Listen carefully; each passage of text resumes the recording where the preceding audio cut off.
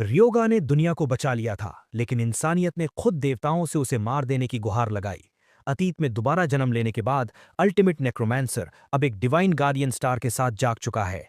अपने पिछले जीवन की नॉलेज को होली पावर के साथ मिलाकर वो गॉड लाइक स्पीड से लेवल अप कर रहा है, और इस बार वो देवताओं का शिकार करने निकला है। ये सब तब शुरू हुआ जब पोर्टल्स खुलने लगे और उनमें से मॉन्स्टर्स निकलकर हर तरफ तबाही फैलाने लगे। और फिर हंटर्स जागृत हुए। 7 हंटर्स ने नोबल फैमिलीज की स्थापना की, लेकिन एक लड़का ऐसा था जो बिना किसी डिवाइन मदद के अपने दम पर सबसे ऊपर तक पहुंच गया। प्रोटैगनिस्ट पूर्व में मिरेकल वॉरियर के नाम से मशहूर हो गया, जो शैडोई स्कल्स के साथ चलता था। लेकिन नोबल फैमिलीज और स्टार्स ने जल्द ही तय कर लिया कि उसका अस्तित्व इस्टैब्लिश्ड ऑर्डर के लिए एक बड़ा खतरा है। इसके साथ ही हम देखते हैं कि एक पूरा शहर भयानक आग की लपटों में घिर गया है, जैसे कोई असली इन्फर्नो हो। कई योद्धा हार चुके थे, क्योंकि उन्हें सिर्फ उस इनविंसिबल हीरो को खत्म करने के लिए वहां भेजा गया था। तभी फेमस मैजिक फैमिली ने भव्य एंट्री की और उस क्योटिक सीन के बीच एक विशाल बैनर लहराने लगा। प्रोटैगनिस्ट जमीन पर गिरा हुआ था, उसके हाथ में एक टूटी हुई घड़ी थी और वो इस अराजकता में बुरी तरह घायल हो चुका था। उसे सांस लेने में तकलीफ हो रही थी और उसके चेहरे पर उस कठिन बैटल की गहरी थकान साफ दिखाई दे रही थी। घुटनों के बल झुका हुआ और एक हाथ खो देने के बावजूद वो योद्धा अपने दुश्मन को लगातार घूर रहा था। गुस्से से भरा वो युवा बूढ़े मेज डिमिट्री पर चिल्लाता है, उस सारी तबाही के लिए उसे दोष देता हुआ। दुश्मन ऊपर बैठा हुआ था, बगावत को देखते हुए घमंड से उस विनाश को निहार रहा था। ये मेज एक शक्तिशाली डीटी का अवतार था और वो उस असहाय युवा के दुर्भाग्य का मजाक उड़ा रहा था। लड़का कमजोर खांसी करता है और फिर पूछता है कि वे उसे खत्म क्यों करना चाहते हैं। वो पूछता है कि क्या समस्या उसकी डीटी की कमी है, या फिर इसलिए क्योंकि उसने नोबल्स में शामिल होने से इनकार कर दिया। बूढ़ा आदमी हंसता है और दोनों बातों की पुष्टि करता है, ये कहते हुए कि गॉड्स उन सभी से नफरत करते हैं जो अपने दम पर मजबूत बन सकते हैं। फिर बूढ़ा आदमी कहता है कि इमॉर्टल किंग के पास ऐसी शक्ति है जो उन सब के बराबर है, और यही बात बाकी लोगों को डराती है। युवा इसे पूरी तरह बकवास मानता है और गुस्से से सॉर्सरर को घूरता रहता है, लेकिन उसका दुश्मन समझाता है कि अनडेड मैजिक दुनिया के नियमों को तोड़ती है और प्राकृतिक व्यवस्था का अपमान करती है। तभी मेज के शरीर से सुनहरी रोशनी निकलने लगती है और वो कहता है कि हेवेंस ने शैडो वॉरियर को छोड़ दिया है। युवा उसका मजाक उड़ाता है, ये कहते हुए कि वो सेलेस्टियल पावर के पीछे छिप रहा है, और उसे चेतावनी देता है कि वो अब तक शांत एक कारण से था। उसी क्षण वो अपना हाथ उठाता है और उसके घायल शरीर से एक शक्तिशाली डार्क एनर्जी निकलने लगती है। जमीन पर बिखरी हुई हड्डियां कांपने लगती हैं और उसी डरावनी बैंगनी आभा से चमकने लगती हैं। डार्क मैजिक का एक बवंडर पूरे क्षेत्र में फैल जाता है, ये दिखाते हुए कि हंटर के पास अभी भी कुछ चालें बाकी हैं। वो एक सीक्रेट टेक्निक का इस्तेमाल करता है और अपने दुश्मन के चारों ओर डिस्पेयर का एक विशाल डोमेन बना देता है। बूढ़ा आदमी तुरंत समझ जाता है कि ये एक क्षमता आत्माओं को खींचती है, क्योंकि स्केलेटन्स की एक सेना उठने लगती है। उसकी बची हुई ताकत से प्रभावित होकर बूढ़ा आदमी भी अपना सबसे विनाशकारी स्पेल इस्तेमाल करने का फैसला करता है। सॉर्सरर अपने डीटी की महान आग को बुलाता है और जमीन की ओर एक सुनहरी बीम छोड़ता है।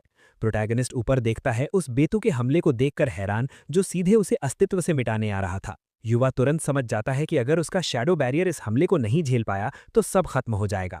एक विशाल लाल रोशनी का गोला फटता है, जिसमें विनाशकारी और जबरदस्त ऊर्जा भरी होती है। उसी के साथ शक्ति की एक बीम तेज गति से हंटर की ओर बढ़ती है, बिना किसी झिझक के।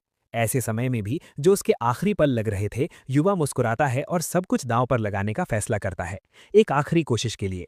बूढ़ा मेज हैरान रह जाता है, समझ नहीं पाता कि ऐसे समय में वो क्यों मुस्कुरा रहा है। तभी प्रोटैगनिस्ट एक सुनहरी पॉकेट वॉच दिखाता है, जिसे वो अपने हाथ में पकड़े हुए था।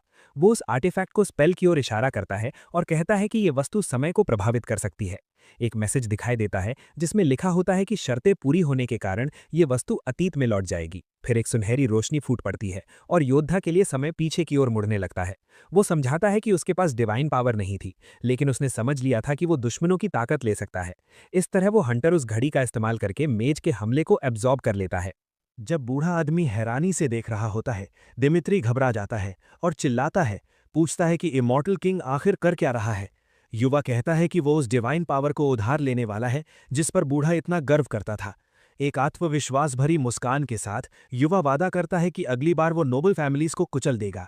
इसके तुरंत बाद घड़ी की सुइयां तेजी से पीछे घूमने लगती है। फिर एक बहुत तेज रोशनी पूरे दृश्य को भर देती है और हंटर की चेतना को अपने साथ ले जाती है। उस चमक के बाद सबसे पहले वो एक साधारण आधुनिक कमरे की छत देखता है। प्रोटैगनिस्ट अचानक अपने बिस्तर पर जागता है, उसका पूरा शरीर उलझन में महसूस कर रहा होता है। वो तुरंत अपने सीने पर हाथ रखता है, अपने दिल की तेज धड़कन को महसूस करता हुआ, और चारों ओर देखता है। लेकिन योद्धा कुछ परिचित नोटिस करता है और पहचान लेता है कि ये वही घर है जहां वो पहले रहता था। सब कुछ वैसा ही था, टीवी, फ्रिज और वो सारा फर्नीचर जिसे वो याद करता था। बिस्तर पर बैठकर वो घड़ी को देखता है और सोचता है कि क्या उसकी योजना सच में काम कर गई। गुस्से से भरा युवा कसम खाता है कि वो मेज दिमित्री से हर चीज का बदला लेगा। तभी एक ब्लू स्क्रीन दिखाई देती है जो बताती है कि घड़ी अब टूट चुकी है और दोबारा इस्तेमाल नहीं की जा सकती। फिर भी वो मुस्कुराता है क्योंकि आखिरकार उसका जोखिम भरा दांव सफल हो गया। उसे याद आता है कि यही वो दिन था जब लगभग 10 साल पहले सिस्टम प्रकट हुआ था।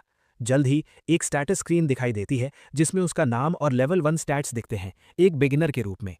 सिस्टम फिर युवा से कहता है कि वो 3 विकल्पों में से एक स्टार्टिंग क्लास चुने। वो नोटिस करता है कि शुरुआत में खिलाड़ियों के लिए सिर्फ सबसे बेसिक क्लासेस ही उपलब्ध होती हैं। इस बार युवा फैसला करता है कि वो जल्दबाजी नहीं करेगा और हर हाल में जिंदा रहेगा। इसके साथ ही प्रोटैगनिस्ट उठता है और एक जैकेट पहनता है। अपने ज्ञान का इस्तेमाल करने के लिए तैयार युवा एक बड़ी इमारत की ओर बढ़ता है जिसे नाट्सुहबारा हंटर मार्केट कहा जाता है। अंदर एक फ्रेंडली कर्मचारी उसका स्वागत करती है, एक गर्म मुस्कान के साथ। वो अटेंडेंट आइटम्स के बारे में बताना शुरू करती है, लेकिन वो उसे बीच में रोक देता है और ring of the dark Abish के बारे में पूछता है। सेल्सवुमन उसके सवाल से साफ तौर पर उलझन में पड़ जाती है और उसे अजीब नज़रों से देखती है।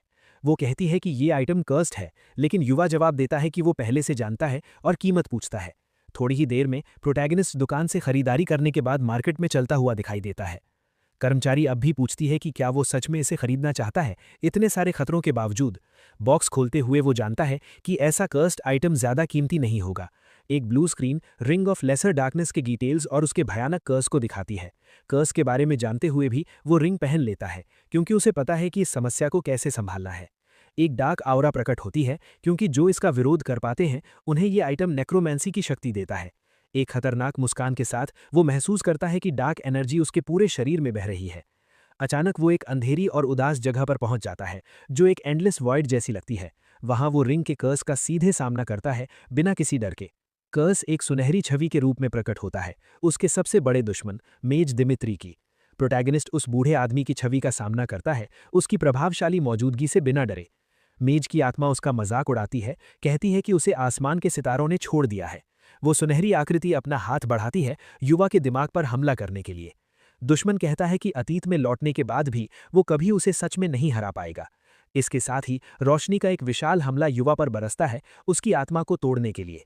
वो मुस्कुराता है क्योंकि सिस्टम उस मेंटल अटैक को ब्लॉक कर देता है जो रिंग के कर्स से आया था।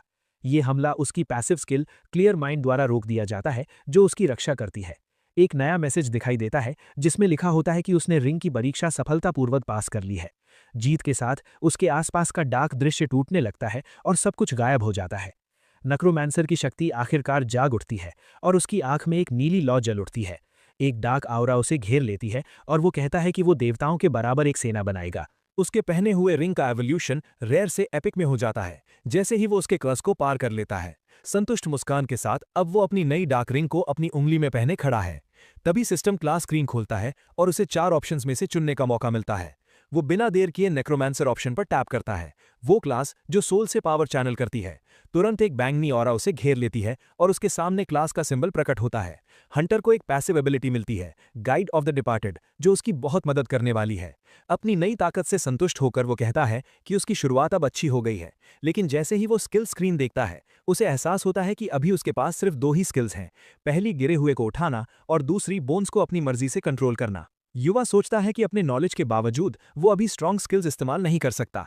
उसे पता है कि सिस्टम के रूल्स को फॉलो करके वो मैक्सिमम पावर तक नहीं पहुंच पाएगा। इतनी जल्दी नेक्रोमैंसर बनना अच्छा था, लेकिन उसके लिए ये काफी नहीं है। डिमिट्री को हराने के लिए उसे एक एंशिएंट कॉन्स्टलेशन की शक्ति चाहिए। एक योजना बनाकर युवा प्लेन पकड़ता है और एक दूर के आइलैंड की यात्रा करता है। उसका गंतव्य है क्रोनोस का प्रसिद्ध और प्राचीन टेम्पल, समय के महान गॉड का स्थान। वहीं पर वे कॉन्स्टलेशंस मौजूद हैं जिन्होंने ज़्यूस से हारने के बाद अपनी रोशनी खो दी थी। जो टाइटन्स इस परिणाम को स्वीकार कर चुके थे वे अब भी डेटीज की तरह कार्य कर सकते थे। वो योद्धा उस स्थान पर एक प्राचीन पत्थर के टोम के सामने खड़ा होता है। उसे याद आता है कि टूटी हुई वॉच का मालिक इन्हीं गिरे हुए गॉड्स में से एक था। अब समय आ गया है उस तथाकथित कॉन्स्टलेशन को खोजने का जो कैद में है। बिना किसी हिचकिचाहट के वो पॉकेट वॉच को उस प्राचीन आल्टर पर पटक देता है। आर्टिफैक्ट के टुकड़ों से एक बेहद तेज सुनहरी रोशनी निकलने लगती है। उसी के साथ जमीन कांप उठती है और उसके आसपास का दृश्य पूरी तरह टूटकर बिखर जाता है। युवा खुद को एक विशाल हॉल में पाता है जिसके पीछे एक खूबसूरत स्टेन ग्लास विंडो है। वो चारों ओर देखता है, तभी एक रहस्यमयी आवाज गूंजती है, कौन है इस चेंबर में। एक विशाल एंटिटी प्रकट होती है, गुस्से से भरी हुई, पूछती है कि किसने उसे डिस्टर्ब करने की हिम्मत की।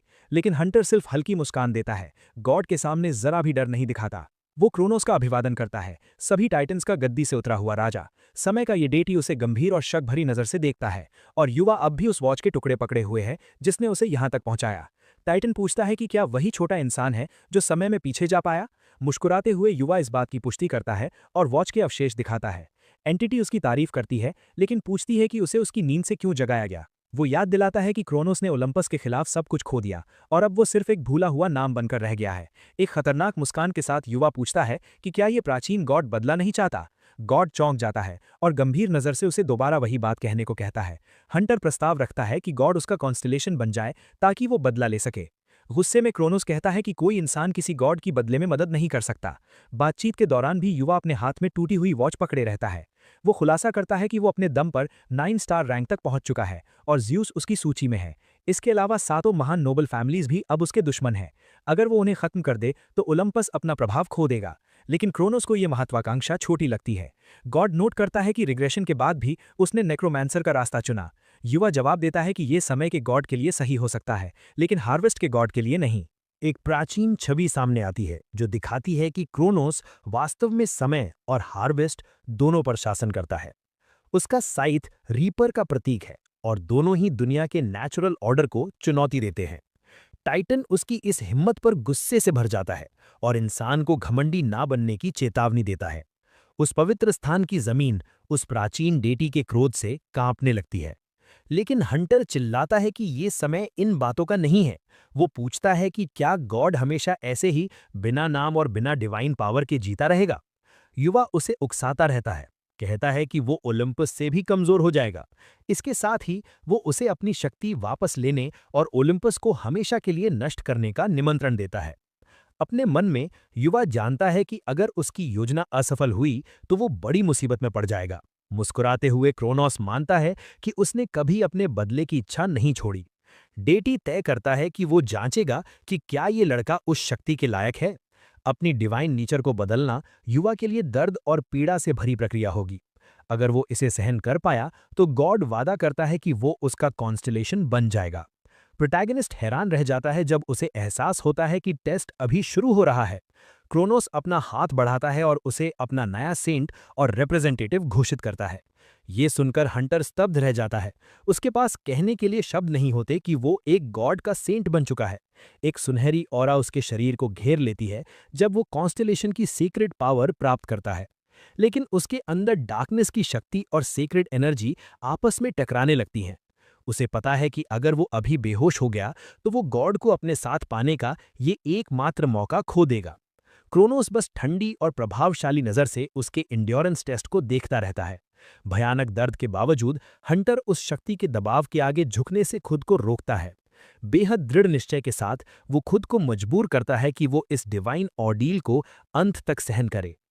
कुछ समय बाद हम प्रोटैगनिस्ट को एक एयरपोर्ट के साफ फर्श पर चलते हुए देखते हैं। वो आखिरकार अपनी यात्रा सफलतापूर्वक पूरी करके जापान लौट आता है। आत्मविश्वास भरी मुस्कान के साथ युवा कहता है, जापान दुनिया की सबसे बेहतरीन जगह है। उसी समय क्रोनोस का एक छोटा रूप प्रकट होता है और पूछता है कि क्या दुनिया में ज्यादा बदलाव आया है। गॉड अपने नए सेंट के आसपास तैरता रहता है। समय के बीतने पर टिप्पणी करते हुए एक स्क्रीन दिखाती है, पैंथियन में एक नया स्टार प्रकट हुआ है। रीपर अब ब्लू जाइंट बन गया है। युवा गॉड को चढ़ाता है, कहता है कि वो किसी ऐसे के लिए काफी बोलता है जो ब्लेसिंग्स नहीं दे सकता। वो सोचता है कि बिना पावर और फॉलोअर्स के भी डेटी इस सबसे काफी खुश है। टाइटन रीपर के कॉन्सेप्ट के जरिए वापस आया है, लेकिन पावर पाने के लिए उसे रेपुटेशन चाहिए। फिर भी इतनी लंबी कैद के बाद उसका उत्साहित होना स्वाभाविक है। अब गॉड युवा से कहता है कि वो उसका नाम फैलाए, और हंटर खुद को एक अनोखी स्थिति में पाता है। वो सोचता है कि सेंट क्लास सबसे मजबूत होती है और क्रोनोस ने उसे एक प्रीस्ट बना दिया है। उसकी नई क्लास है saint of the white knight, जिसमें नेक्रोमैंसी के लिए कोई पेनल्टीज नहीं है। वो सीक्रेट पावर को स्पिरिचुअल पावर में बदल सकता है और लाइफ ड्रेन भी इस्तेमाल कर सकता है। युवा समझता है कि सीक्रेट और नेक्रोमैंसर पावर्स को एक साथ इस्तेमाल करना एक बेहद ब्रोकन पावर है। गॉड कहता है कि सेंट एक रिप्रेजेंटेटिव होता है, और युवा समझ जाता है कि ये सब पहले से ही सोचा समझा था। डेटी अपने आप को गॉड्स का राजा होने का घमंड दिखाता है और योद्धा कुछ देर के लिए सोच में पड़ जाता है। मुस्कुराते हुए युवा तय करता है कि ओल्ड लॉजिंग गेट एक अच्छा विकल्प है। वो प्राचीन गार्डन उसकी नई शक्तियों को परखने के लिए एकदम सही जगह है। दुनिया में जो ये पोर्टल्स प्रकट हुए हैं, वे पृथ्वी को दूसरी डायमेंशन से जोड़ते हैं। इन्हें फ्लूइड टाइप में वर्गीकृत किया जाता है और डंजन बॉस के हारते ही ये गायब हो जाते हैं। लेकिन फिक्स्ड टाइप 8 पोर्टल्स जैसे कि एंशिएंट गार्डन हमेशा के लिए बने रहते हैं। ये गार्डन एक 1 स्टार पोर्टल है, इसलिए रुकी हंटर्स के लिए इसमें प्रवेश करना आसान होता है। पोर्टल के सामने कई हंटर्स खड़े हैं जो डंजन में जाने के लिए पार्टी ढूंढ रहे हैं। हमारा प्रोटैगनिस्ट बस गंभीर नजरों से सारी गतिविधियों को देख रहा है। तभी एक ग्रुप उसके पास आता है और उसे अपने साथ मिशन में शामिल होने का निमंत्रण देता है, लेकिन युवा तुरंत मना कर देता है और अकेले ही पोर्टल की ओर बढ़ता रहता है। जिसने उसे बुलाया था वो थोड़ा असहज हो जाता है, लेकिन उसके फैसले को समझ लेता है।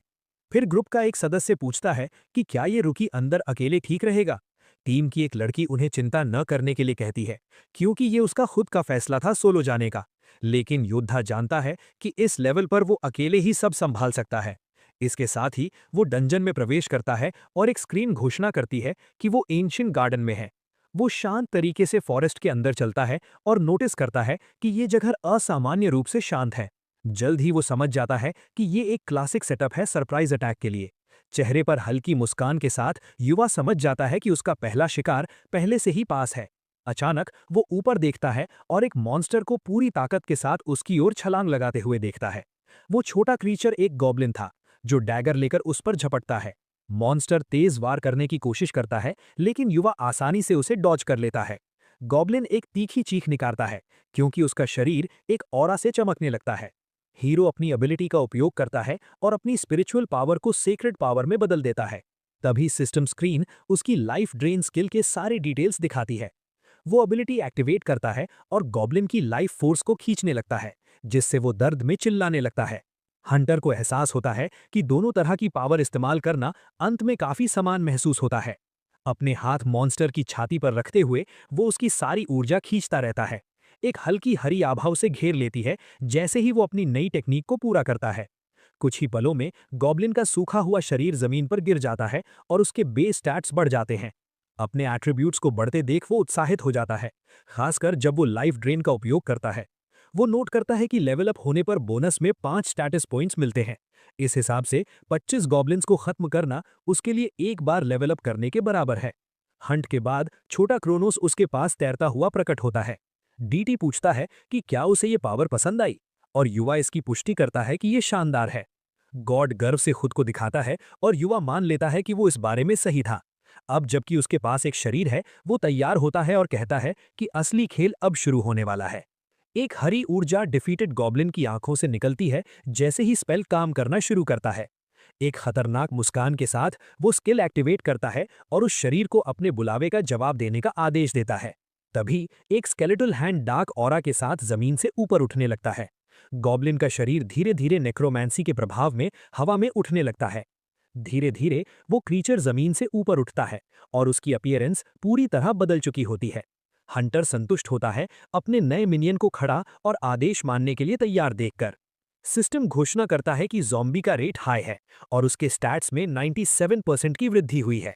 अब वो मॉन्स्टर एक 1 स्टार अनडेड बन चुका है, बैटल के लिए तैयार। अपने नए सर्वेंट के साथ वो मानता है कि वो गार्डन का काम अकेले ही संभाल सकता है। इसके साथ वो और उसका नया ज़ॉम्बी साथी फॉरेस्ट के और गहरे हिस्से की ओर बढ़ते हैं। लेकिन अचानक 3 गॉब्लिन्स का एक ग्रुप हथियार लेकर जंगल से बाहर आता है। वे जल्द ही युवा और उसके मिनियन को देख लेते हैं और हमला करने की तैयारी करते हैं। युवा सोचता है कि यह स्थिति एक परफेक्ट टेस्ट है और अपने सर्वेंट को दुश्मनों पर हमला करने का आदेश देता है। ज़ॉम्बी बिना हिचकिचाए तेज गति से बाकी गॉब्लिन्स की ओर दौड़ता है। वो एक दुश्मन के चेहरे पर जोरदार मुक्का मारता है जिससे उसके सारे दांत टूट जाते हैं। बाकी 2 गॉब्लिन्स उसके पीछे से उसे चाकू मारते हैं, लेकिन ज़ॉम्बी को इस हमले का कोई असर नहीं होता। एक और मॉन्स्टर साइड से वार करता है, लेकिन अनडेड क्रीचर बिना हिले खड़ा रहता है। गॉब्लिन्स डर जाते हैं और हीरो समझाता है कि ज़ॉम्बी को चाकू मारने से वो नहीं गिरेगा। इसी बीच वो ध्यान भटकाने का फायदा उठाता है और एक गॉब्लिन की गर्दन पकड़ लेता है। युवा उसे उठाता है और लाइफ ड्रेन का इस्तेमाल करके उसकी वाइटल एनर्जी खींच लेता है। उसका मिनियन दूसरे गॉब्लिन को एक जोरदार किक मारता है जिससे वो दूर जाकर गिरता है। ज़ॉम्बी मुड़कर आखिरी खड़े मॉन्स्टर पर मुक्का मारता है। निर्दयता से वो क्रीचर दुश्मन की गर्दन को काट लेता है और उसे खत्म कर देता है। योद्धा एक शव के ऊपर खड़ा होता है और सोचता है कि क्या वो उससे भी ताकत खींच सकता है। वो स्किल को टेस्ट करता है और देखता है कि ये गिरे हुए शरीरों पर भी काम करता है, जिससे उसके स्टैट्स फिर बढ़ जाते हैं। आत्मविश्वास भरी मुस्कान के साथ वो तय करता है कि अब गति बढ़ाने का समय आ गया है। एक कहावत है कि पहले दुश्मन को हराना आधी लड़ाई जीतने जैसा होता है। दूसरे शब्दों में, सबसे मुश्किल हिस्सा पहला अनडेड बनाना होता है। युवा अपनी मैजिक का इस्तेमाल करता है और बाकी सभी बॉडीज को अपने बुलावे का जवाब देने का आदेश देता है। 4 और जॉम्बीज उठ खड़े होते हैं, उच्च स्टैट्स के साथ, और उसके आदेश मानने के लिए तैयार रहते हैं। वो समझ जाता है कि यही वो चाहता था। उसके नए जॉम्बीज आगे की ओर दौड़ पड़ते हैं और वो पुष्टि करता है कि नेक्रोमैंसर बनना सबसे बेहतरीन है। अनडेड क्रीचर्स जल्द ही बाकी गॉब्लिन्स को घेर लेते हैं और एक ब्रूटल हमला शुरू कर देते हैं। एक ज़ॉम्बी को चाकू मारा जाता है, लेकिन उसे कोई फर्क नहीं पड़ता। छोटा गॉब्लिन घबरा जाता है जब वो देखता है कि उसका हमला बेअसर रहा। वो पहली बार अपने अंत का सामना करते हुए डर से चिल्लाता है। तभी अनडेड सर्वेंट निर्दयता से उसे काटकर खत्म कर देता है। क्रोनोस प्रकट होता है और कहता है कि कॉन्ट्रैक्टर को थोड़ी गरिमा के साथ लड़ना चाहिए, लेकिन युवा कहता है कि नेक्रोमैंसर्स ऐसे ही लड़ते हैं और उसे इसकी आदत डालनी होगी। वो एक साथ 20 कंट्रोलेबल अनडेड की सीमा तक पहुंच जाता है। अपनी मैजिक के साथ वो गिरे हुए बॉडी से एनर्जी अब्जॉर्ब करने की तैयारी करता है। फिर हंटर ज़ॉम्बीज़ की एक छोटी सेना तैयार कर लेता है जो उसकी मदद करेगी। इसके तुरंत बाद वो अपने मिनियंस को फॉरेस्ट में आगे बढ़ने का आदेश देता है। अचानक एक आर्चर का फायर एरो मॉन्स्टर्स की ओर उड़ता हुआ आता है। एक गॉब्लिन इस अचानक हमले से सीधे टकराता है और चीख उठता है। प्रोटैगनिस्ट अपने सर्वेंट्स को रोक देता है और नए खतरे के प्रति सतर्क हो जाता है। वो जोर से कहता है कि जो भी छिपा है वो तुरंत सामने आए। धीरे धीरे रहस्यमयी हंटर्स पेड़ों के पीछे से बाहर आते हैं। वही ग्रुप जिसने पहले उसे बुलाया था सामने आता है और पूछता है कि वो असल में कौन है। क्रोनोस उत्सुक हो जाता है और युवा उन लोगों को अपने अतीत से पहचान लेता है। उसे याद आता है कि ये वही फेमस ट्विन शैडो हंटर्स हैं। युवा खुलासा करता है कि रिग्रेशन से पहले उसे खत्म करने की कोशिश भी इन्हीं लोगों ने की थी। उस लड़की का नाम यूका रेंडो है और वो एक बेहद स्किल्ड आर्चर है, जबकि उसके भाई का नाम यूमा रेंडो है, जो एक बहुत मजबूत वॉरियर है। रियोगा टिप्पणी करता है कि वे उतने मजबूत नहीं लग रहे जितना उसे याद था।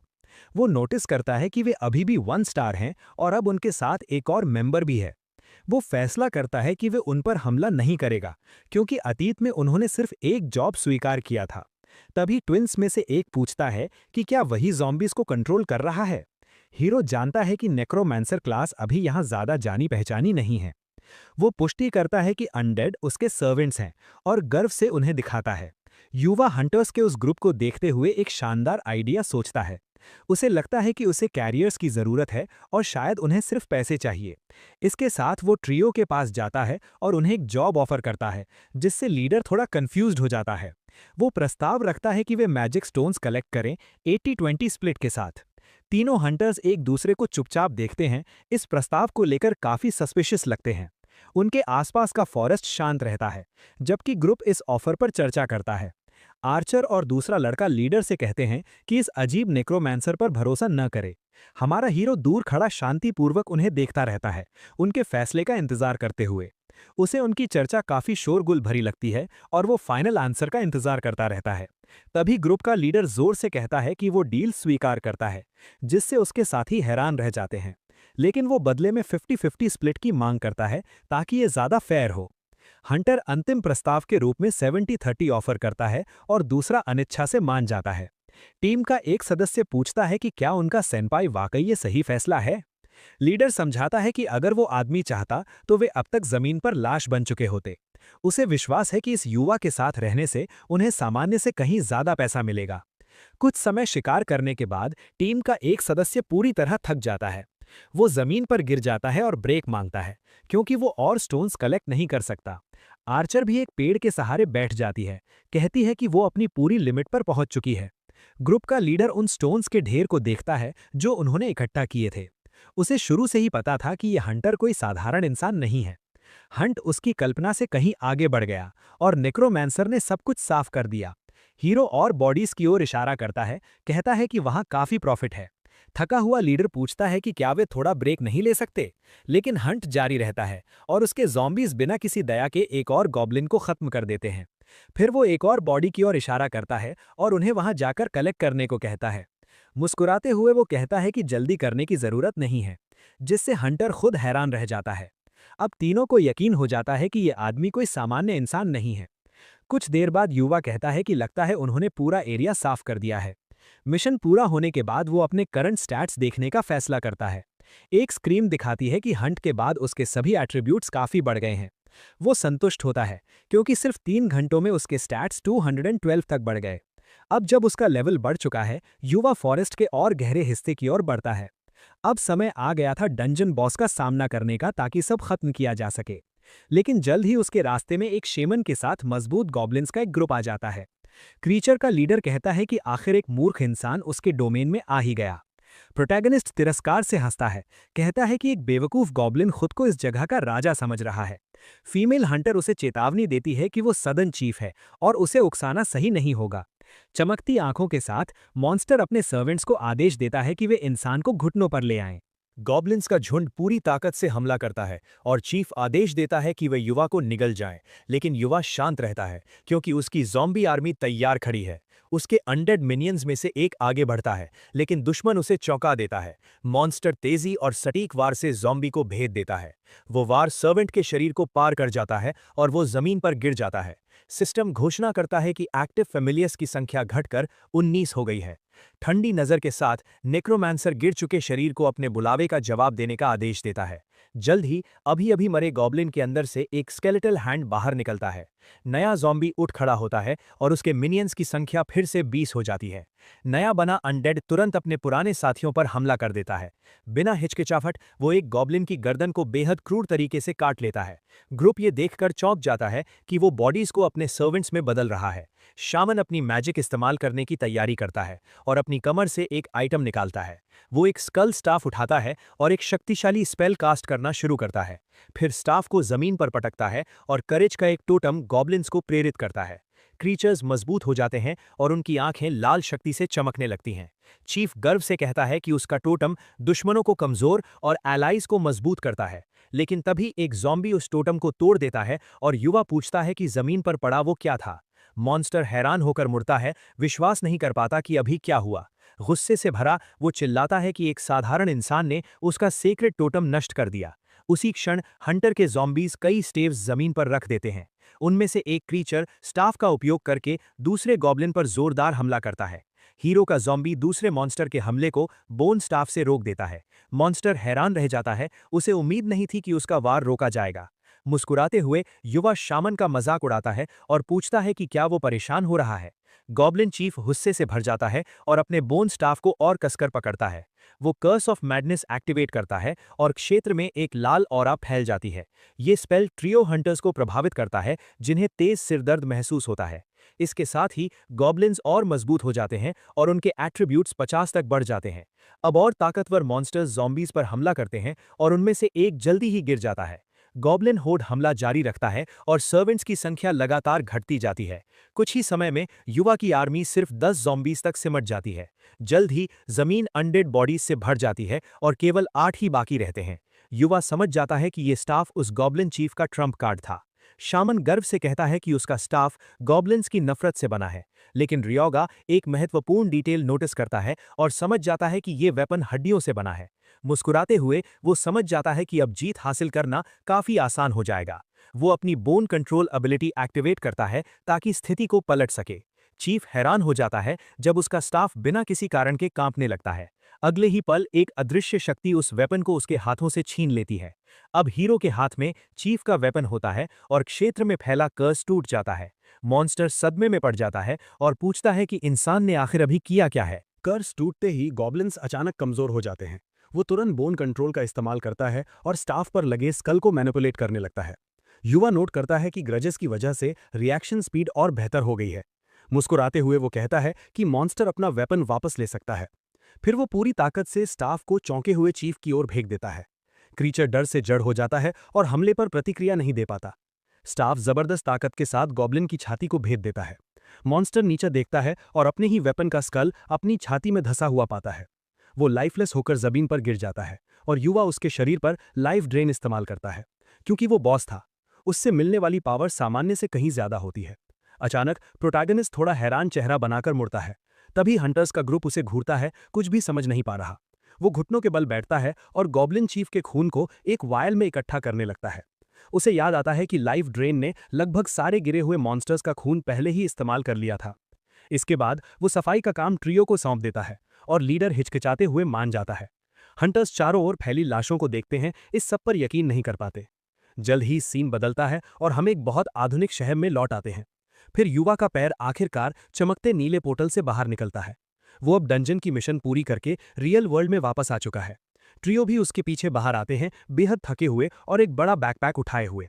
भीड़ स्टोन्स की मात्रा देखकर हैरान रह जाती है और यकीन नहीं करती कि ये सब सिर्फ 4 लोगों ने किया है। रियोगा ट्रियो को बधाई देता है और सुझाव देता है कि वे स्टोन्स को नात्सुहा बारा की किसी शॉप में बेच दें। लेकिन लीडर कहता है कि सही कीमत पाने के लिए वे खुद ही मटेरियल्स बेचेंगे। हीरो पूछता है कि क्या वो आज ही मिले लोगों पर भरोसा कर सकता है। ग्रुप थोड़ा नाराज हो जाता है, लेकिन वो कहता है कि वो बस मजाक कर रहा था, उन्हें चिढ़ाने के लिए। फिर वो पूछता है कि वे कितना कमाने की उम्मीद कर रहे हैं और जवाब आता है 6 मिलियन। उसी समय युवा उनके बैकपैक से स्कल स्टाफ निकाल लेता है। वो कहता है कि ये वेपन शायद सस्ता होगा और लीडर समझ नहीं पाता। ये स्टाफ कर्स्ड है और सिर्फ प्रीस्ट्स के लिए है, जो स्पिरिचुअल पावर और कंफ्यूजन देता है। युवा समझाता है कि प्रीस्ट्स स्पिरिचुअल पावर इस्तेमाल नहीं कर सकते, इसलिए ये उनके लिए बेकार है। इसके साथ वो फैसला करता है कि वो स्टाफ अपने पास रखेगा और लीडर काफी हैरान हो जाता है। युवा इसकी पुष्टि करता है और कहता है कि हिसाब करते समय उसकी कीमत घटा दें, लेकिन लीडर मना कर देता है क्योंकि वे इसे अपने दम पर कभी हासिल नहीं कर पाते। हीरो पूछता है कि क्या बाकी दोनों सहमत हैं, और वे मुस्कुराते हुए कहते हैं कि वे लीडर का साथ देंगे। वो सोचता है कि उसे इस टीम की यही बात पसंद है। वो उन्हें फिर से डंजन में जाने का प्रस्ताव देता है और ग्रुप उत्साह से इसे स्वीकार कर लेता है। अगले दिन वे फिर से एंशिएंट गार्डन में एक और हंट के लिए प्रवेश करते हैं। प्रोटैगनिस्ट अपने ज़ॉम्बी को आसानी से एक और गॉब्लिन को हराते हुए देखता है। गंभीर नज़र के साथ वो ग्रुप की ओर मुड़ता है और पूछता है कि क्या वे अभी भी आगे बढ़ सकते हैं। ट्रियो जमीन पर गिरा हुआ है, थकान से चूर, चारों ओर बॉडीज और मैजिक स्टोन्स फैले हुए हैं। ग्रुप का लीडर कहता है कि वो अब और नहीं कर सकता और उनके बैग्स पहले ही भर चुके हैं। तो युवा उन्हें आगे जाने के लिए कहता है और हंटर राहत के साथ मान जाता है। अब अकेला प्रोटैगनिस्ट अपनी आर्मी के साथ फॉरेस्ट में आगे बढ़ता रहता है। क्रोनोस पूछता है कि उसने उन्हें वापस क्यों भेजा, और वो जवाब देता है कि क्या ये इतना साफ था। वो समझाता है कि वो नहीं चाहता कि आगे जो होगा उसे कोई देखे। इसके साथ वो एंशिएंट गार्डन के नॉर्दर्न हिस्से की ओर बढ़ता है, एक ज्यादा अंधेरी जगह। वहां की वेजिटेशन ज्यादा घनी है और माहौल बाकी पोर्टल से कहीं ज्यादा भारी महसूस होता है। अचानक उस फॉरेस्ट की झाड़ियों के भीतर से कुछ लाल आंखें चमकती हैं। स्पीयर्स लिए हुए फ्रॉगमैन का एक झुंड युवा पर झपटता है। वो तुरंत अपनी ज़ॉम्बी आर्मी को आगे बढ़ने का आदेश देता है और एक बड़ा बैटल शुरू हो जाता है। एक मिनियन एक फ्रॉगमैन को जोर से काटता है, उसमें जहर भर देता है। दूसरा मॉन्स्टर अपने गिरे हुए साथी को देखकर चौंक जाता है और कुछ पल के लिए डिस्ट्रैक्टेड हो जाता है। एक ज़ॉम्बी पीछे से उसे घोंपता है, लेकिन फ्रॉगमैन पलटकर हमला रोक लेता है। सर्वेंट्स की संख्या घटने लगती है क्योंकि ये क्रीचर्स ज्यादा मजबूत हैं। फ्रॉगमैन कठिन अपोनेंट साबित होते हैं और ज़ॉम्बीज को कड़ी टक्कर देते हैं। हीरो समझ जाता है कि उनके स्टैट्स गॉब्लिन से ज्यादा हैं, इसलिए ये स्वाभाविक है।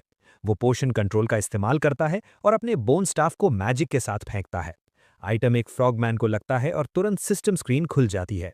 क्रीचर का शरीर तेल जैसा हो जाता है और वो एक अजीब घिनौनी मुस्कान देता है। यंग मैन उसकी इस अजीब प्रतिक्रिया से थोड़ा असहज हो जाता है। फिर वो अपनी नई एबिलिटी को परखने के लिए उसे जोरदार किक मारता है। स्टाफ में भरी स्पिरिचुअल पावर उसकी पियर्सिंग डैमेज बढ़ा देती है। इसके साथ युवा बाकी दुश्मनों को खत्म करने की तैयारी करता है। वो बोन कंट्रोल का इस्तेमाल करके फ्रॉगमैन पर कई स्टेक्स छोड़ता है। उसे एहसास होता है कि स्टाफ को मूव करना और ज़ॉम्बीज बनाना काफी स्पिरिचुअल पावर खर्च करता है। फ्रॉग्स के हारने के बाद वो बॉडीज पर अपनी नेक्रोमेंसी इस्तेमाल करने की तैयारी करता है। उसे थोड़ा थका हुआ महसूस होता है, लेकिन वो जानता है कि वो इसे संभाल सकता है। तुरंत ही अनडेड फ्रॉगमैन की एक बड़ी आर्मी उठ खड़ी होती है और एक नया मिनियन अभी भी खड़े मॉन्स्टर को मुक्का मार देता है। इसके साथ सिस्टम स्क्रीन घोषणा करती है कि युवा लेवल 6 तक लेवल अप हो गया है। मुस्कुराते हुए वो कहता है कि वो जल्द ही अपने प्री रिग्रेशन स्टेट में लौट आएगा। वो चेतावनी देता है कि सॉर्सरर किंग इंतजार कर सकता है, क्योंकि वो जल्द ही उसका भी काम तमाम करेगा। अब उसका लक्ष्य उन एंशिएंट रूइंस के बीच छिपा सीक्रेट एरिया है। अपनी आर्मी और क्रोनोस के साथ वो उस रहस्यमयी जगह के केंद्र की ओर बढ़ता है। फिर वो फ्रॉगमैन का दिल निकालता है जिसे उसने फाइट से पहले बचा कर रखा था। क्रोनोस पूछता है कि वो क्या करने वाला है, लेकिन युवा उसे चुप रहने को कहता है। वो गॉब्लिन शैमन का खून उस मॉन्स्टर के दिल पर डालता है। इस रिचुअल के साथ दिल एक तेज हरी रोशनी से चमकने लगता है। उस मैजिकल आइटम को हाथ में पकड़कर वो आगे होने वाली घटना के लिए तैयार होता है। एक खतरनाक मुस्कान के साथ वो कहता है कि वो पोर्टल के एक सीक्रेट एरिया में प्रवेश करने वाला है।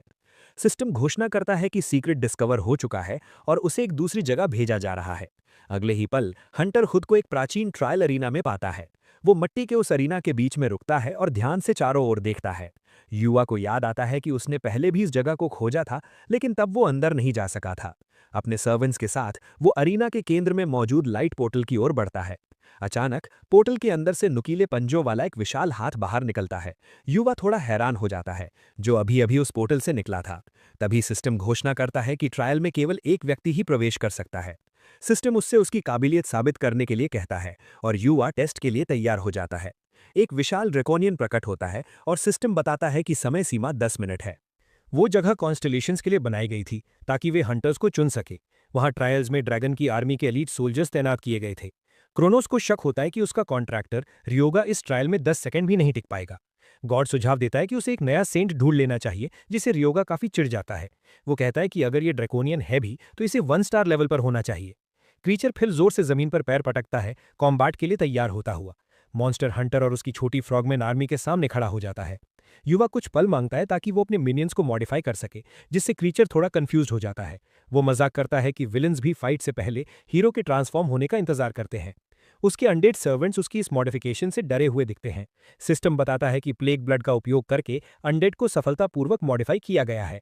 अब वे प्लेग ज़ॉम्बीज बन चुके हैं और सही कंडीशंस होने पर फिर से बनाए जा सकते हैं।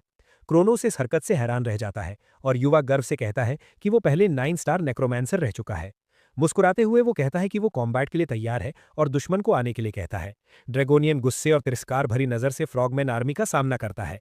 बिना समय गवाए क्रीचर तेज रफ्तार से आगे बढ़ता है और हमला करता है। नए ज़ॉम्बीज हवा में छलांग लगाते हैं रास्ते में ही उस विशाल मॉन्स्टर को रोकने के लिए। प्ले क्रीचर्स जल्द ही ड्रैगोनियन को चारों ओर से घेर लेते हैं और एक कोऑर्डिनेटेड ब्रूटल अटैक शुरू कर देते हैं। वे उसके शरीर से चिपक जाते हैं और बीस्ट दर्द और गुस्से में गरज उठता है। एक मिनियन उसके कंधे को जोर से काटता है, उसमें जहर भर देता है। सर्वेंट्स के हमले के बावजूद वो विशाल क्रीचर बिना किसी कमजोरी के खड़ा रहता है। एक जोरदार पंच से वो एक ज़ॉम्बी को हरे खून के बादल में उड़ा देता है। सिस्टम घोषणा करता है कि वो ज़ॉम्बी के लेवल 12 पॉइजन एसिड से प्रभावित हो चुका है। युवा समझाता है कि उसने फ्रॉगमैन के स्ट्रेंथ स्टैट्स को एक शक्तिशाली पॉइजन में बदल दिया है। क्रीचर गुस्से से भर जाता है और बाकी मिनियंस को बेरहमी से कुचलना शुरू कर देता है। एक जोरदार स्टॉम्प के साथ अरीना की जमीन उसके वार से फट जाती है। जायंट बीस्ट एक कान फाड़ देने वाली गर्जना करता है और पूरी ताकत से हंटर की ओर दौड़ता है। युवा मॉन्स्टर की रेजिलियंस की तारीफ करता है और अपने स्टाफ में स्पिरिचुअल पावर भरता है। इसके साथ वो एक एनर्जी शील्ड बनाता है ताकि ड्रैगोनियन के हमले से खुद को बचा सके। वो नोट करता है कि पॉइजन के बावजूद दुश्मन की ताकत अब भी बेहद ज्यादा है। शील्ड टूट जाता है और उस वार के प्रभाव से युवा दूर जा गिरता है। विजयी गर्जना के साथ बीस्ट अंतिम वार करने की तैयारी करता है, लेकिन युवा बोन कंट्रोल एक्टिवेट करता है और स्टाफ का स्कल पावर से चमक उठता है। स्टाफ तेज गति से उड़ता है और मॉन्स्टर के शरीर के किनारे को भेद देता है। जायंट क्रीचर दर्द से चिल्लाता है, इस अचानक हमले से सीधे टकराकर। इस मौके का फायदा उठाते हुए वो अपने बचे हुए ज़ॉम्बीज को एक साथ हमला करने का आदेश देता है। मिनियंस दौड़ते हैं और घायल ड्रैगोनियन के शरीर को काटने लगते हैं। मॉन्स्टर गुस्से और दर्द में गरजता है, जबकि ज़ॉम्बीज उसे जहर से भरते रहते हैं। जल्द ही जायंट का शरीर फ्रॉगमैन के पॉइजन से पूरी तरह काला पड़ जाता है। जहर के बावजूद वो अपनी ताकत से एक ज़ॉम्बी को कुचल देता है। ड्रैगोनियन अपने तेज पंजों से एक और ज़ॉम्बी को बिना दया के खत्म कर देता है। मुस्कुराते हुए युवा कहता है कि ये एक अच्छा फाइट था, लेकिन अब इसका अंत आ गया है। जमीन पर घुटनों के बल गिरा जायंट दर्द और निराशा में आखिरी बार गरजता है। स्कल स्टाफ उसके शरीर से बाहर खींच लिया जाता है। हीरो अपना वेपन वापस ले लेता है। जमीन पर गिरे मॉन्स्टर को देखते हुए वो धीरे धीरे उसकी ओर बढ़ता है, कॉम्बैट खत्म करने के लिए। एक इशारे के साथ वो अपनी सबसे शक्तिशाली एबिलिटीज में से एक का इस्तेमाल करने की तैयारी करता है। वो लाइफ ड्रेन एक्टिवेट करता है और जायंट मॉन्स्टर की बची हुई एनर्जी को अब्सॉर्ब कर लेता है। क्रीचर लाइफलेस होकर गिर जाता है और सिस्टम घोषणा करता है कि ट्रायल सफलतापूर्वक पूरा हो गया है। क्रोनस उसकी जीत की तारीफ करता है और युवा कहता है कि वो कभी खतरे में था ही नहीं। इसके साथ उसे ट्रायल के रिवॉर्ड के रूप में मार्क ऑफ रेजिस्टेंस मिलता है। वो संतुष्ट मुस्कान के साथ इसे देखता है, क्योंकि ये नया passive mark high level power है। युवा बॉडी को देखता है और कहता है कि असली रिवॉर्ड कुछ और है। क्रोनस पूछता है कि वो क्या करने वाला है और युवा मैजिक इस्तेमाल करने की तैयारी करता है। वो सोचता है कि एक अच्छा अनडेड बनाने के लिए उसे टूल्स की जरूरत होगी। सीन बदलता है और अब हम एक धूप भरे दिन में सैटामा सिटी में हैं। हंटर एक पुराने वेयरहाउस के सामने रुकता है, दृढ़ निश्चय भरे चेहरे के साथ। वो कहता है कि रिग्रेशन से पहले के मुकाबले ये जगह बिल्कुल नहीं बदली। अचानक वेयरहाउस के अंदर एक जोरदार फायरी एक्सप्लोजन होता है, जिससे वो चौंक जाता है। युवा धुएं से थोड़ा खांसता है और कहता है कि आखिरकार ये भी नहीं बदला। तभी धुएं के दूसरी ओर एक हल्के बालों वाला युवा भी खांसता हुआ दिखाई देता है। चेहरे पर मुस्कान के साथ नेक्रोमैंसर समझ जाता है कि उसने सही व्यक्ति ढूंढ लिया है।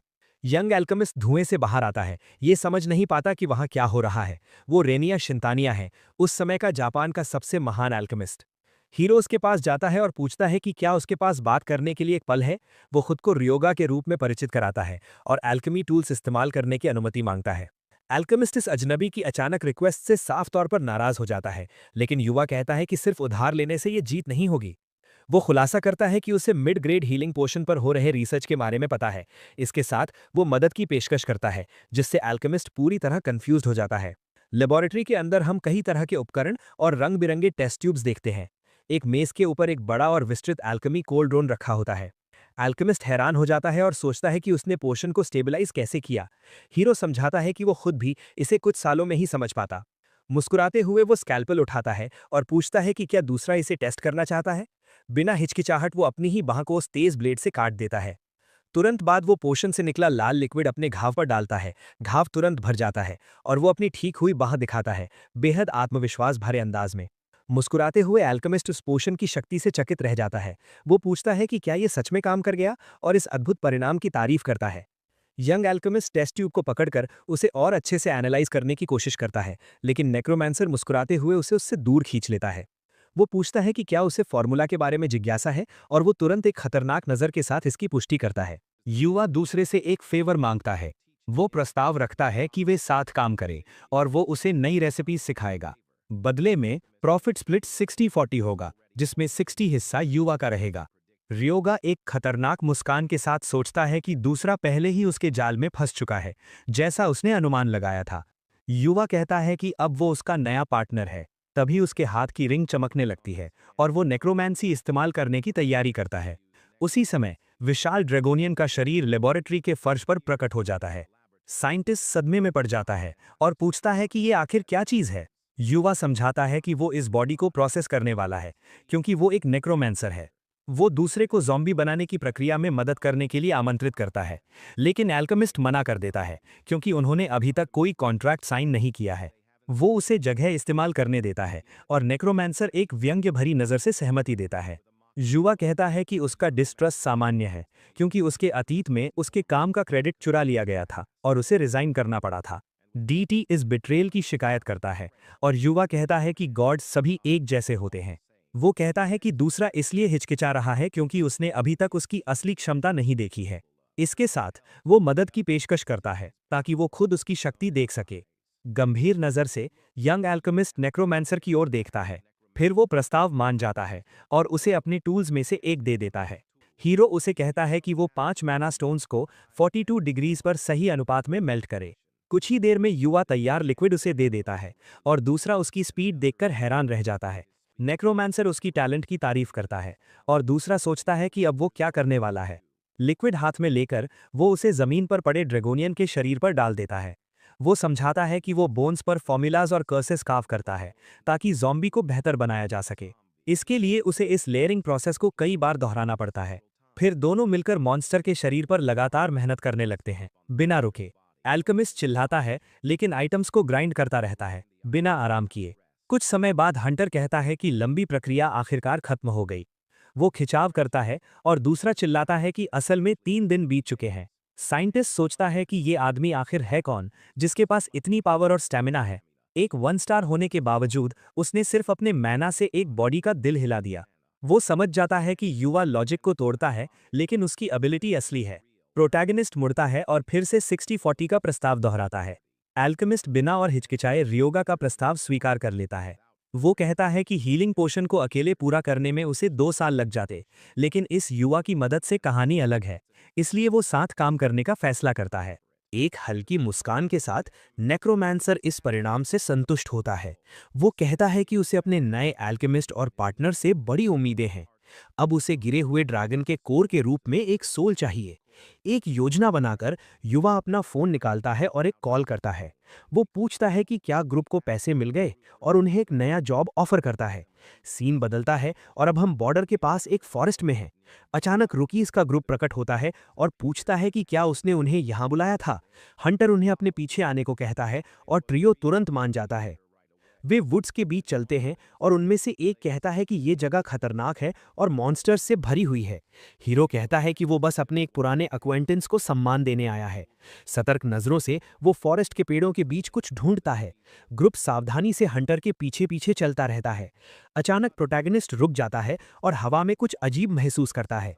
तुरंत बाद वे एक क्लियरिंग में एक अकेले ऑर्क को गार्ड करते हुए देखते हैं।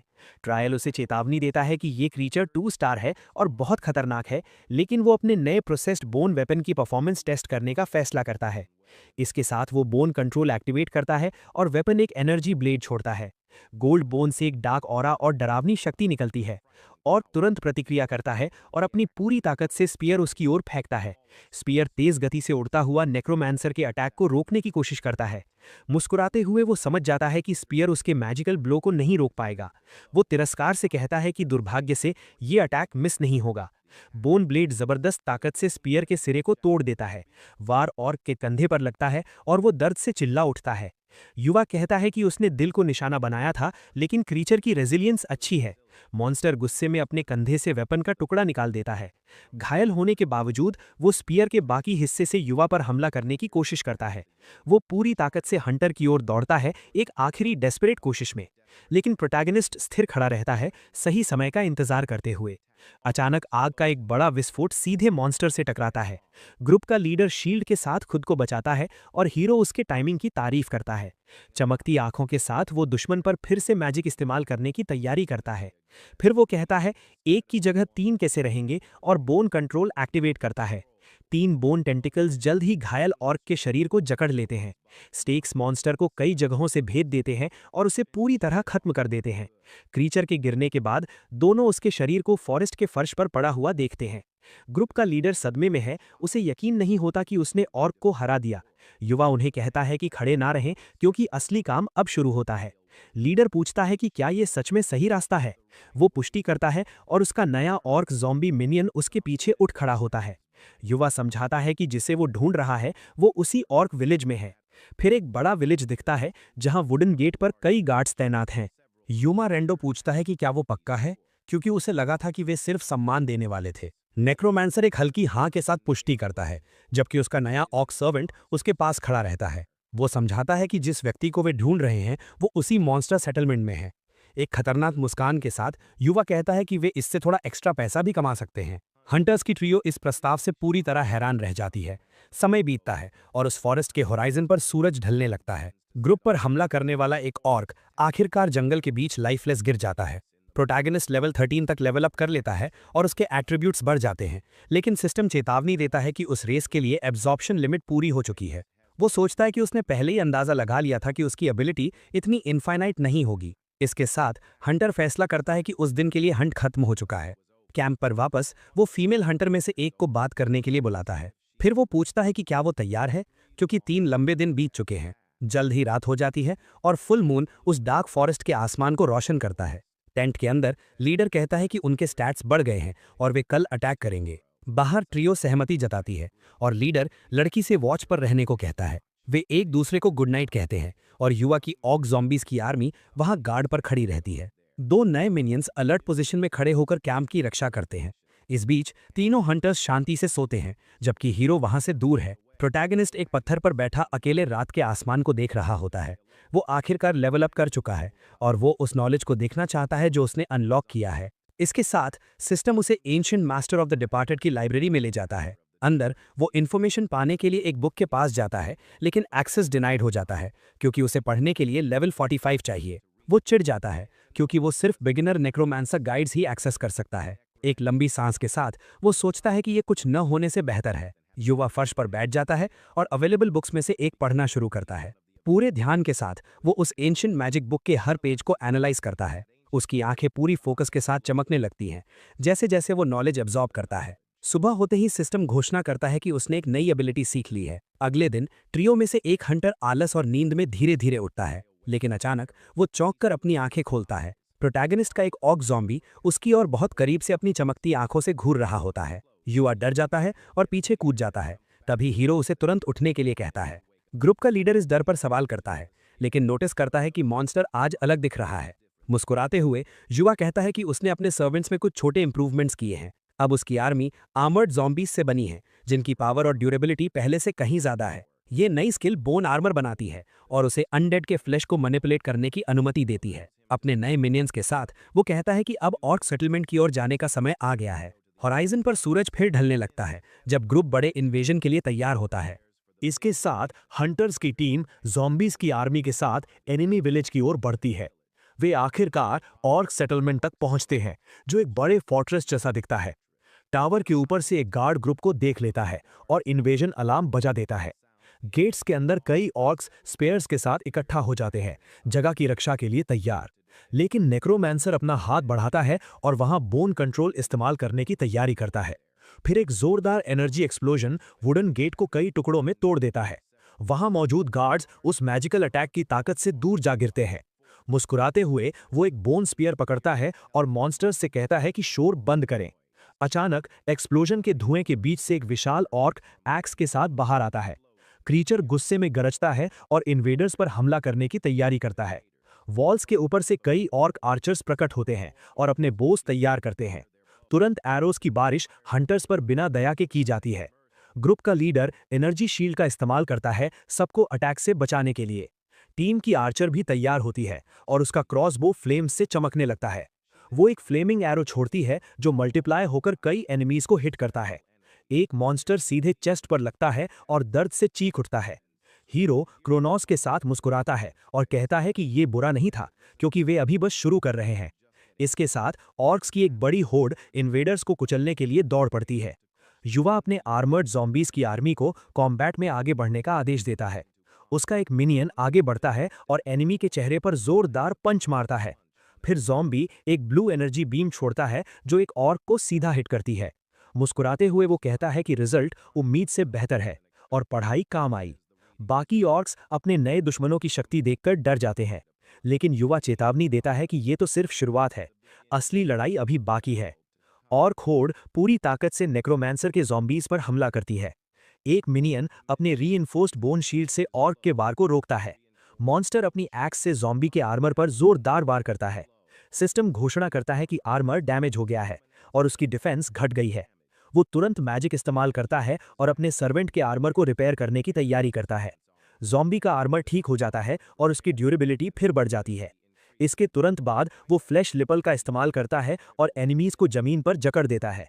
फ्लैश एक ऑर्क के चेस्ट को भेद देता है जो इस अटैक के लिए तैयार नहीं था। बाकी ऑर्क्स जमीन और अपने शरीर पर मौजूद फ्लैश को खाने लगते हैं। ग्रुप का लीडर ये सब देखता है और युवा की इंटेलिजेंट स्ट्रैटेजी से हैरान रह जाता है। उसे एहसास होता है कि युवा का स्किल मैनेजमेंट एक अलग ही स्तर पर है। ज़ॉम्बीज का फ्लैश ऑर्क्स के पैरों से चिपक जाता है जिससे वे हिल नहीं पाते। एनिमीज के फंसने के बाद ज़ॉम्बीज पीछे हट जाते हैं और अगले आदेश का इंतजार करते हैं। जायंट ऑर्क चीफ अपने सर्वेंट्स को आसानी से हारते देख गुस्से से भर जाता है। वो एक रेड ऑरा छोड़ने लगता है और उसका शरीर बदलने लगता है। सिस्टम चेतावनी देता है कि बर्जर्क मोड एक्टिवेट हो गया है और डेंजर अब स्पेशल लेवल तक पहुंच गया है।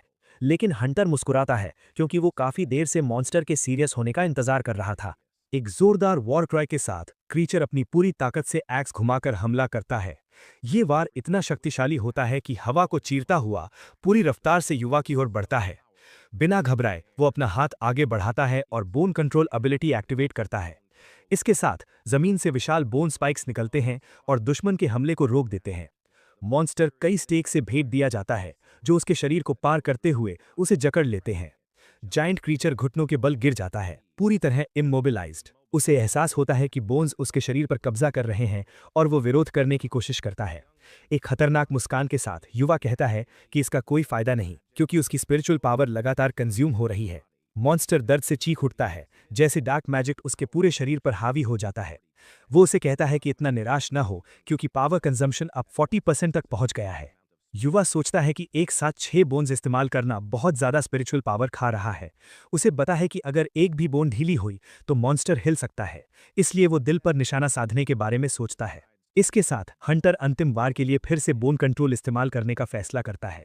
उसकी स्पिरिचुअल पावर 68 तक पहुंच जाती है और एक बोन स्पीयर सीधे ऑर्क के चेस्ट में जा लगता है। मॉन्स्टर आखिरकार जमीन पर गिर जाता है, हार चुका और पूरी तरह शांत। युवा हाफ रहा होता है क्योंकि इस फाइट ने उसकी लगभग सारी स्पिरिचुअल एनर्जी खत्म कर दी है।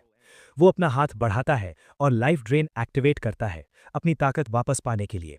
एक सफ़ेद ऑरा उसे घेर लेता है और उसकी स्पिरिचुअल पावर 74 तक रिकवर हो जाती है। आत्मविश्वास भरी मुस्कान के साथ वो खुद को फिर से ताज़ा महसूस करता है और अगली लड़ाई के लिए तैयार हो जाता है। बाकी ऑर्क्स अपने गिरे हुए मॉन्स्टर्स को देखते हैं और डर से जड़ हो जाते हैं। उनमें से एक चिल्लाता है कि सब भागो और पूरी होड़ विलेज से भागने लगती है, लेकिन युवा उन्हें भागने नहीं देता और उसकी आंख हरे रंग से चमक उठती है। वो फ्लैश रिपल एक्टिवेट करता है और भागते हुए मॉन्स्टर्स के पैरों को जकड़ लेता है। उनके पैर फंस जाते हैं और वे एक दूसरे पर गिरने लगते हैं। जल्द ही भागने की कोशिश करने वाले सभी ऑर्क्स जमीन पर गिरे होते हैं, पूरी तरह इमोबिलाइज्ड। मुस्कुराते हुए वो नेक्रोमैंसी इस्तेमाल करता है और आर्मर्ड ऑर्क्स की एक नई आर्मी खड़ी कर देता है। इस तरह कभी डरावना ऑर्क चीफ अब सिर्फ जमीन पर पड़ा एक और शरीर बन जाता है। हंटर्स की ट्रियो गिरे हुए मॉन्स्टर्स को देखती है और सोचती है कि इससे उन्हें कितना पैसा मिलेगा, लेकिन युवा चीफ की एक्स उठाता है और कहता है कि यही असली रिवॉर्ड है।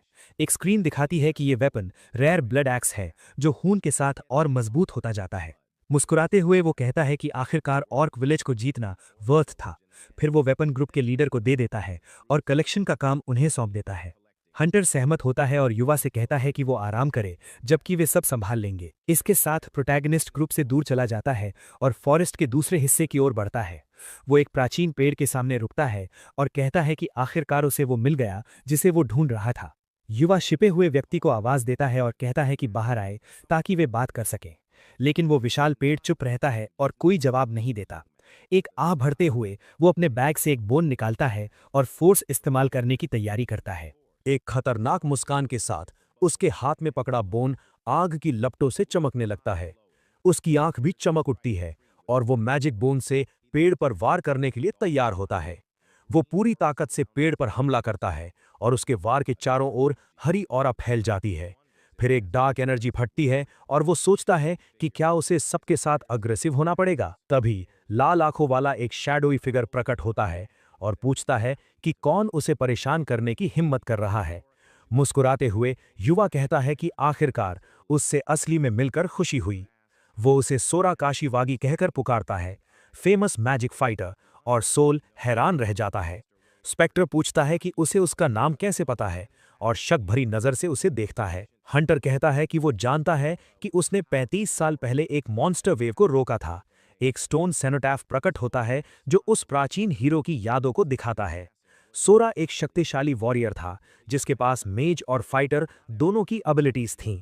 सोल मुस्कुराता है और कहता है कि लगता है उसकी मौत पूरी तरह बेकार नहीं गई, लेकिन युवा कहता है कि हर कोई इतना लकी नहीं होता कि उसका नाम बचा रहे। घोस्ट गंभीर हो जाता है और पूछता है कि वो क्या कहना चाहता है।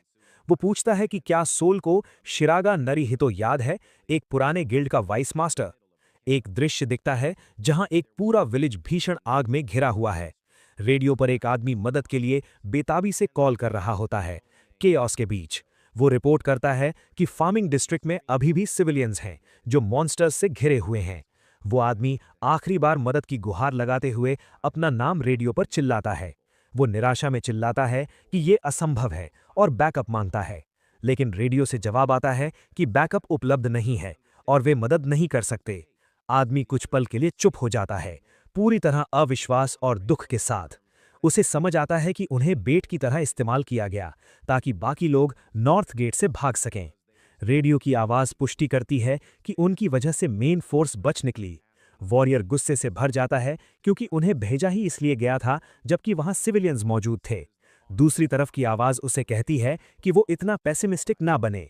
जिसने उसे धोखा दिया वो कहता है कि मॉन्स्टर वेव को रोकने का सम्मान अब सर्वाइवर्स का है। गुस्से में आदमी रेडियो को जमीन पर पटक देता है क्योंकि अगर तुम बच गए तो तुम हीरो हो। एक मॉन्स्टर एक गिरे हुए सिविलियन पर झपटता है उसे खत्म करने के लिए, लेकिन वॉरियर डार्क मैजिक का इस्तेमाल करता है और उस व्यक्ति को बचा लेता है। फिर वो केओस और आग के बीच रास्ता बनाते हुए लड़ाई जारी रखता है। वो अपने साथियों को आदेश देता है कि सिविलियंस की रक्षा करें और वहां से निकल जाएं। उसके साथ ही एक पल के लिए हिचकिचाते हैं, उसकी चिंता करते हुए।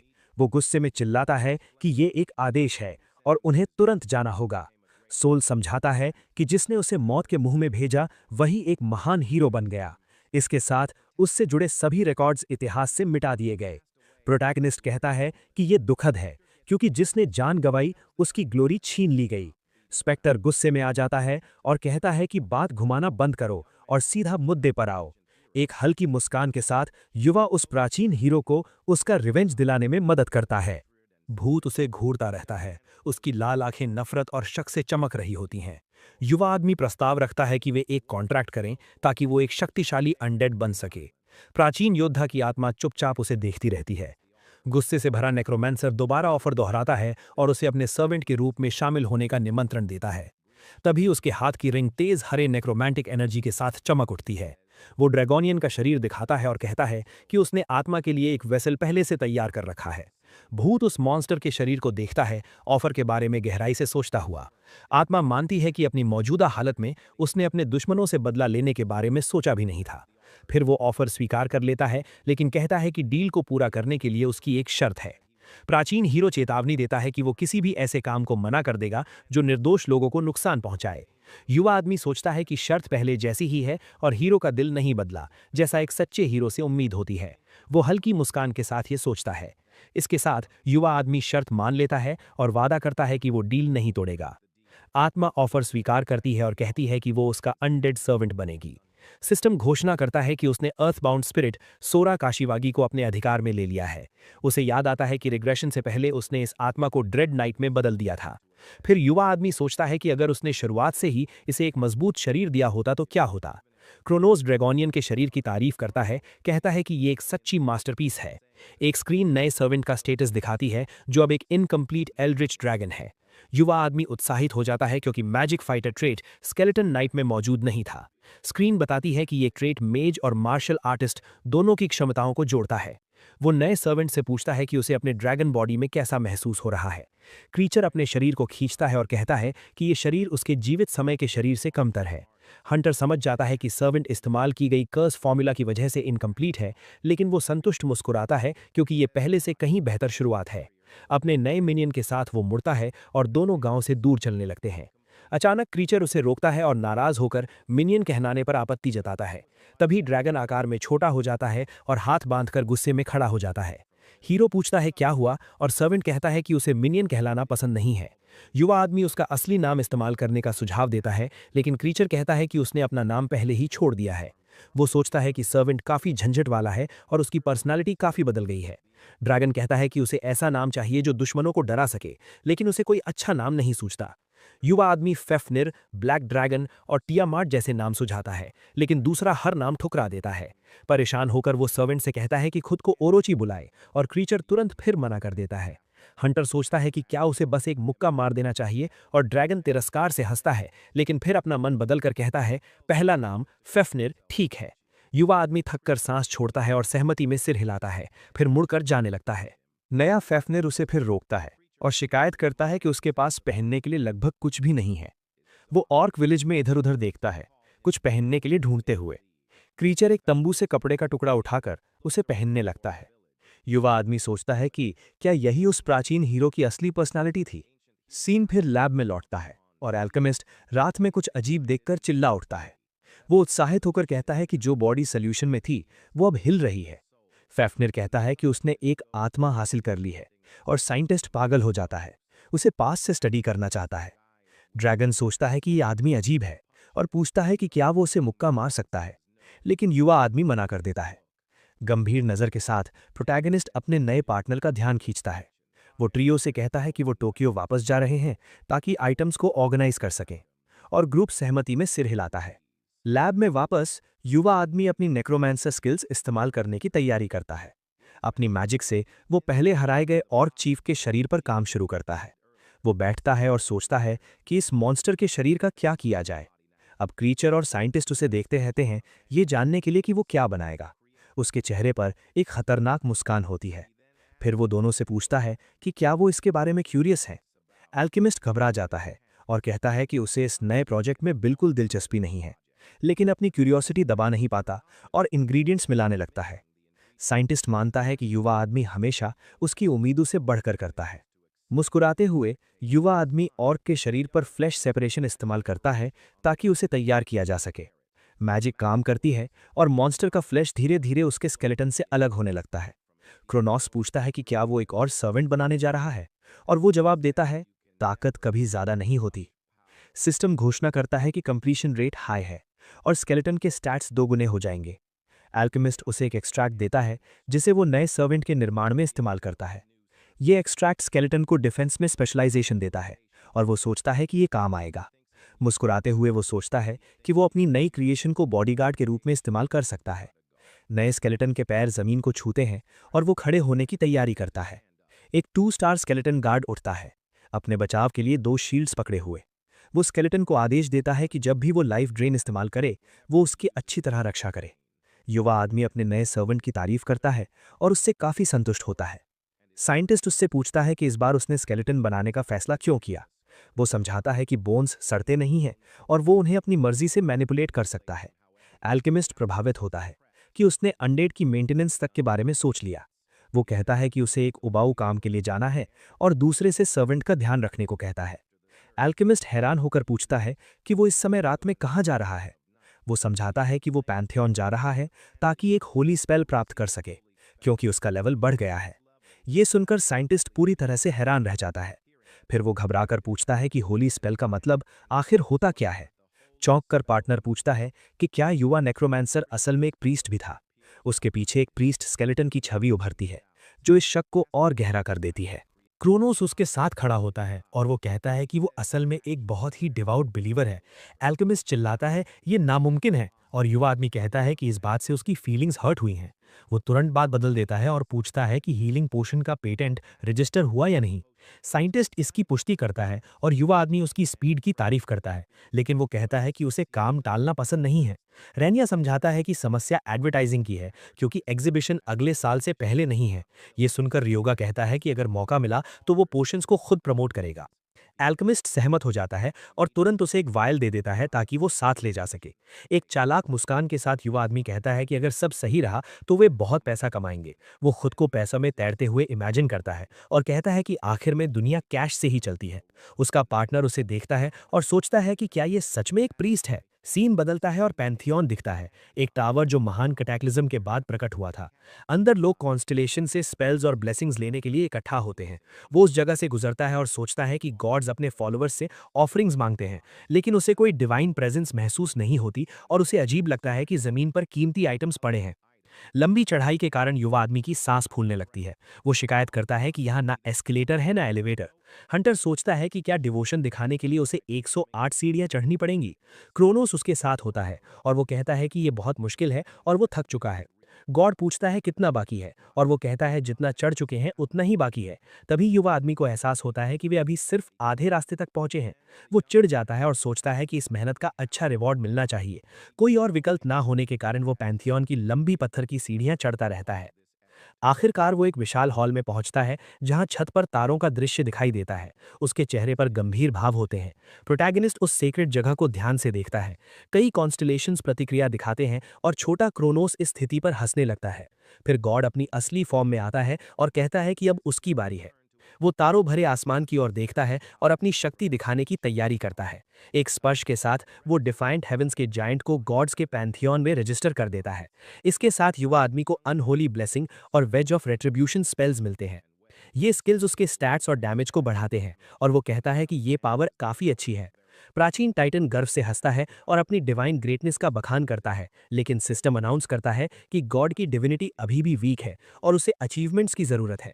तारे की रोशनी धुंधली होती है और युवा आदमी सिस्टम को ट्रैश कहता है, जिससे गॉड उदास हो जाता है। फिर भी वो मुस्कुराता है क्योंकि आखिर में वो और मजबूत हो गया है। कुछ समय बाद युवा आदमी शहर की सड़कों पर चलता है, गहरी सोच में डूबा हुआ।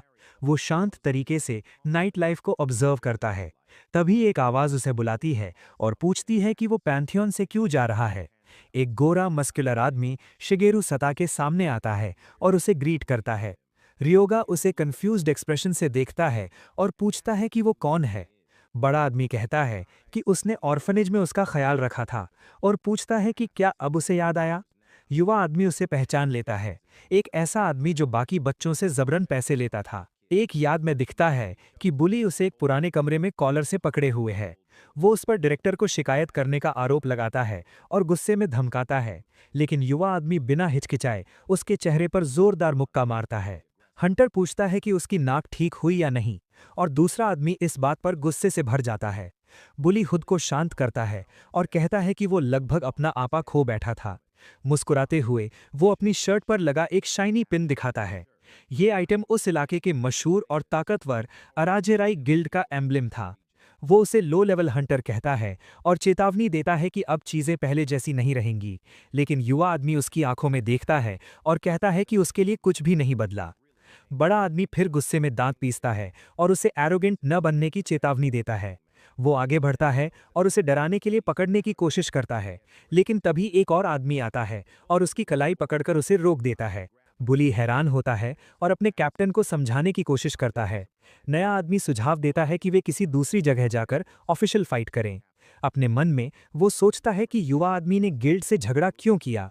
कैप्टन पूछता है कि क्या वे एक दूसरे को जानते हैं और कहता है कि मुट्ठियां ही फैसला करेंगी। शिगेरू मुस्कुराता है और कहता है कि युवा आदमी अभी अभी हंटर बना है, ये तो मजाक है। लेकिन सबकी हैरानी के लिए प्रोटैगनिस्ट तुरंत चैलेंज स्वीकार कर लेता है।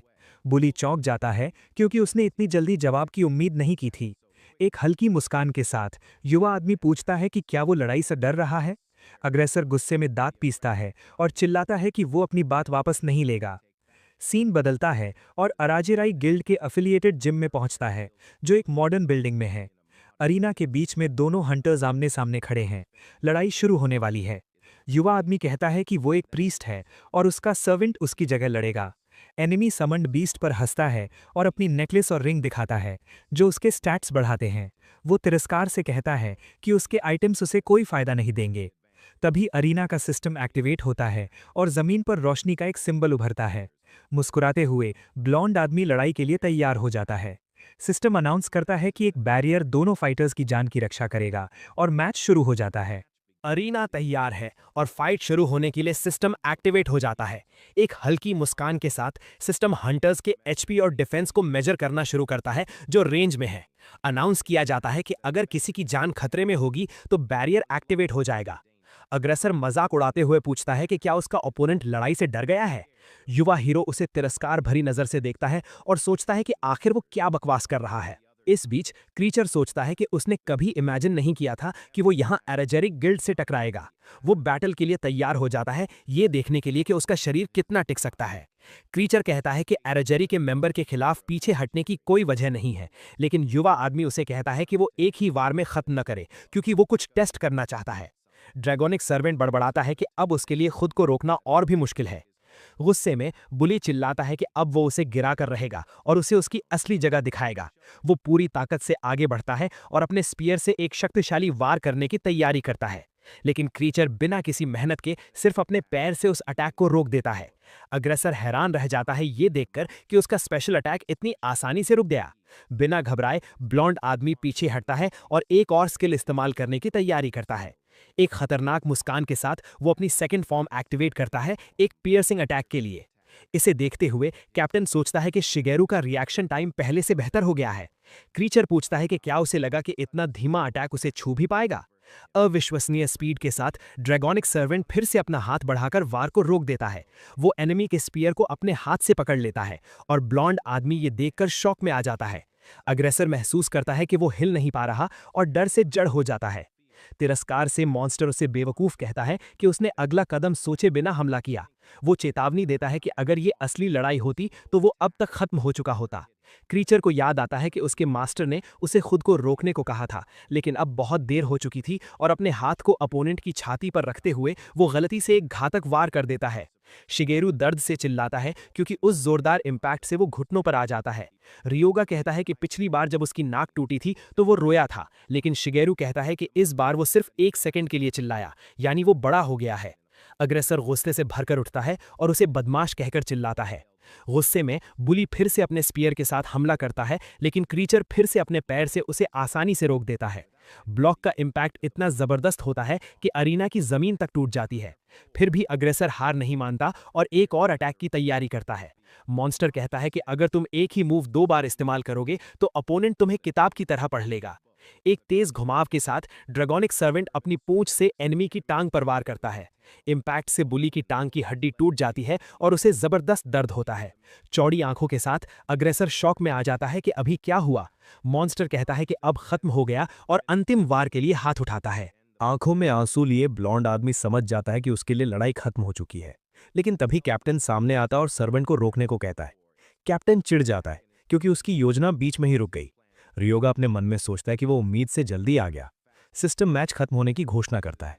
एग्रेसर अरीना के फर्श पर गिरा होता है और कैप्टन उसकी मदद करता है। कहता है कि वो तुरंत एक प्रीस्ट को बुलाएगा।